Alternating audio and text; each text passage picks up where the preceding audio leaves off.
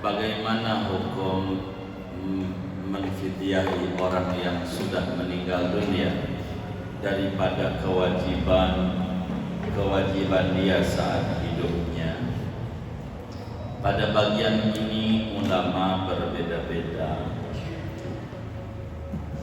Ada yang berpendapat tidak perlu difidyahi, seperti apa yang dituliskan dalam Fathul Mu'in pada halaman 3-nya itu, tambihun man mata wa alaihi sholatun aw siyamun fala qada'a wala fidyata alaihi. Siapa mati punya utang sholat, punya utang puasa, kagak ada qada, kagak ada fidyah. Ada pendapat ini. Tapi ada juga ulama berpendapat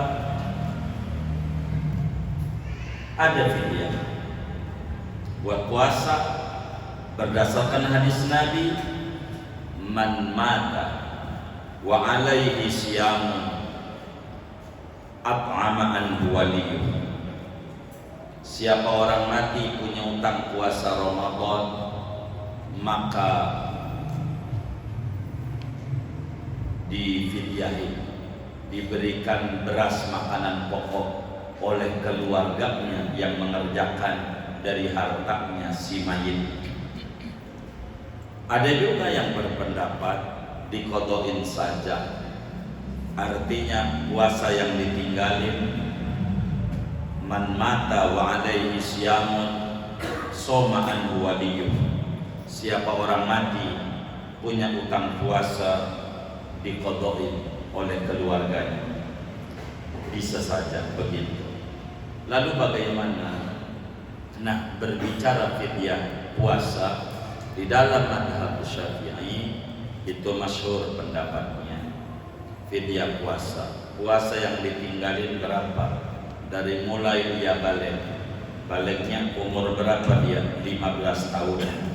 Waktu SMP itu dia puasa enggak? Apa ikut sahur di rumah, di jalanan sahur juga? Berarti enggak puasa. Berapa kali itu difidyahi? Gitu, bayarin fidyah dari harta dia. Namanya utang kepada Allah. Utang kepada Allah maka kudu dibayar. Itu fidyah. Berbicara fidyah sholat, ini ikhtilaf para ulama. Di dalam mazhab Abu Hanifah itu muqtamad, bisa sholat yang ditinggalkan itu sesudah wafat di fidyahi per sholat permut. Begitu di dalam mazhab Imam Abu Hanifah, seperti dalam kitab Ithaf Ahlil Insaf fi isqatis sholat indal ahnaf, itu dijabarkan panjang lebar tentang itu. Di dalam mazhab kita Syafi'i kurang kuat, tapi ada beberapa ulama dia mengizinkan untuk menfidyahi daripada sholat yang ditinggalkan. Tanya aja orang itu, umur berapa meninggalnya? 60 tahun.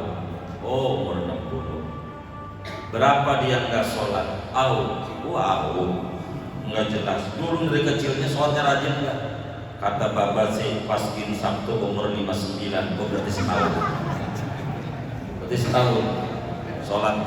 Berarti 59 dikurangi 15, 4 tahun.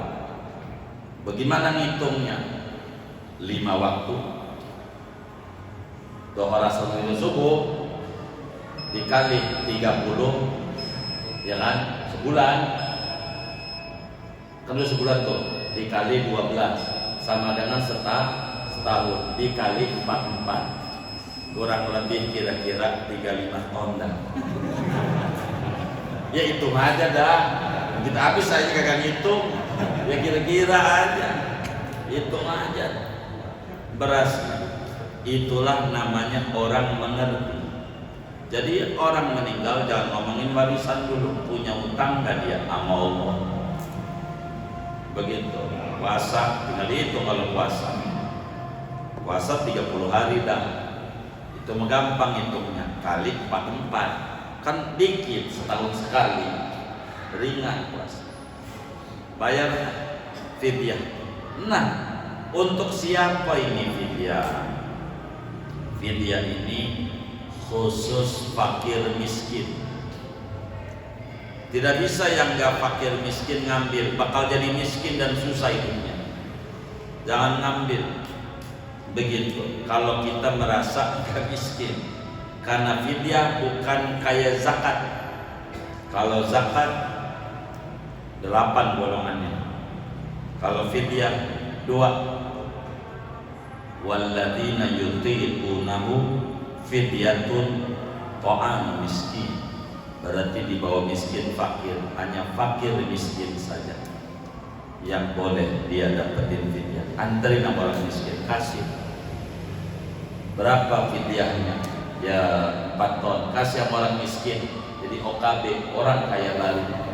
OKB, dagang beras lumayan, rada tinggi sekarang harganya. Begitu, lumayan.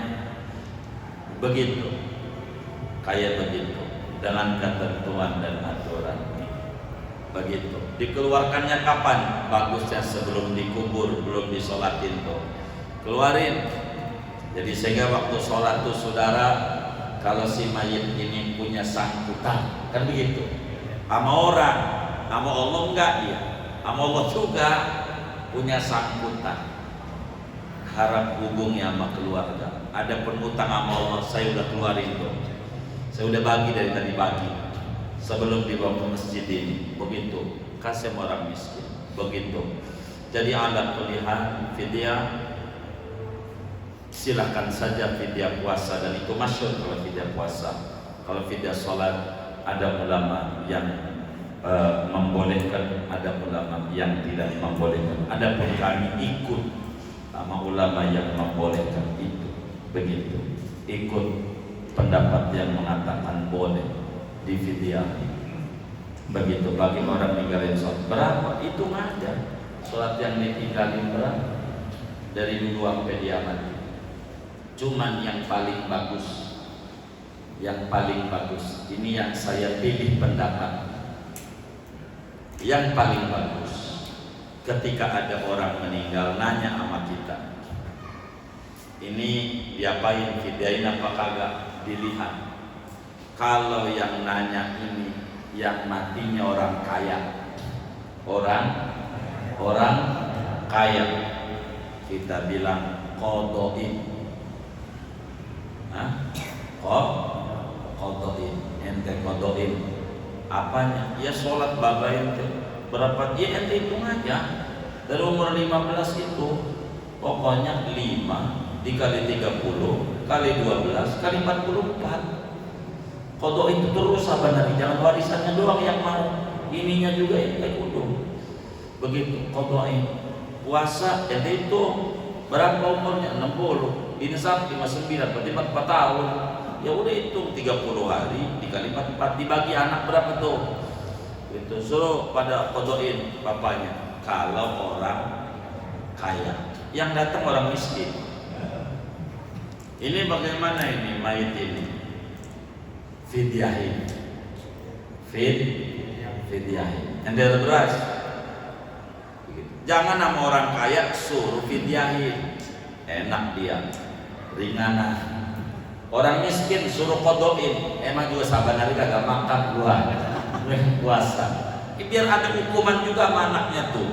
Jangan nama hartanya doang, begitu. Biar dihukum sholat. Ya Allah, qadhain sholat babak, sholat gua aja banyak yang ditinggal. Iya, qadhain dulu sholat tuh, begitu. Jadi sehingga ada kesadaran yang muncul. Namanya hukum disilang. Hukum ini Anda dipakai oleh pemerintah yang masih pakai BW, berjilid wet book, begitu, atau hukum pidana Perancis dari KUHP yang ada. Andai belum mau pakai hukum Islam, negara kita yang katanya mayoritas Muslim dan terbesar Muslimnya, wis hukum KUHP aja disilang. Bila ini disilang, ini dijalani, insya Allah mengurangi korupsi.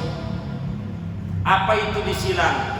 Bila dia pejabat yang korupsi, yang nyolong, yang melakukan tindak kejahatan, penjara. Jangan denda, penjara. Bila orang miskin, denda. Jangan orang miskin di penjara, nanti duit negara habis buat ngebiayain dia. Mendingan biar yang mondok-mondok tuh, yang hafal Quran tuh. Jelas negara kalau mau ngasih makan sama orang, jangan yang kayak begitu kasih makan. Begitu tuh yang pondok-pondok pendidikan tuh, berikan itu biaya-biaya. Jangan sampai tinggi kuliah segala macam terasa nyekek.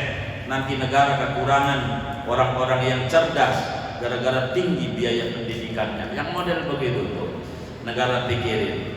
Orang miskin masuk penjara, dia kira emang di rumah juga jarang makan, apalagi ayam jarang. Biarin dia kena bau mentah juga, yang penting dapat ayam. Begitu. Orang kaya kalau suruh denda kecil, dendanya kecil orang kaya. Tapi kalau masuk penjara, blacklist seluruh bisnisnya. Kalau masuk penjara, makanya berupaya jangan di penjara. Ini aja nih disilang, di crossing hukum yang ada, yang pakai dan atau bayar denda. Sebagai hakim, pilih dia orang kaya, penjara, enggak ada tawar menawar. Begitu. Dia orang miskin, denda, enggak ada penjara. Denda, enggak ada penjara. Dari mana? Makanya jangan melakukan tindak kejahatan. Begitu. Kalau masuk penjara, di rumah makan sehari sekali, di penjara 3 kali, enak. Mana dikasih AC lagi. Di rumah orang ada AC, pakai kipas, itu juga bekas sate. Ramadan air Idul Adha tahun lalu, begitu kipasnya, udah bolong-bolong lagi. Ini namanya cara sebagai hakim. Coba aja kita bingung ngelihatnya. Hukumnya sama dari KUHP, tapi cara berpikirnya antara jaksa dan pengacara berbeda. Kan sama dari situ, dalilnya sama, pengambilannya sama, kenapa hasilnya berbeda? Ada apa ini? Begitu. Ini yang kayak begini nih yang harus dihindari. Oleh karena itu, bunda yang mulia, kalau ditanya bolehkah difidyahi, ya ada pendapat itu boleh. Bahkan Muallim Syahdi Hadami, Allah yarham, ulama besar Betawi, mengarang kitab namanya Mujallah Fidyah Sholat, risalah kecil tentang fidyah sholat. Lumayan biasa itu, dengan dalil-dalil yang kuat. Kurang lebih demikian yang saya mampu menjawabnya. Wassallallahu wasallam ala Muhammad wa ala alihi wasallam. Alhamdulillahirabbil alamin. Wassalamualaikum.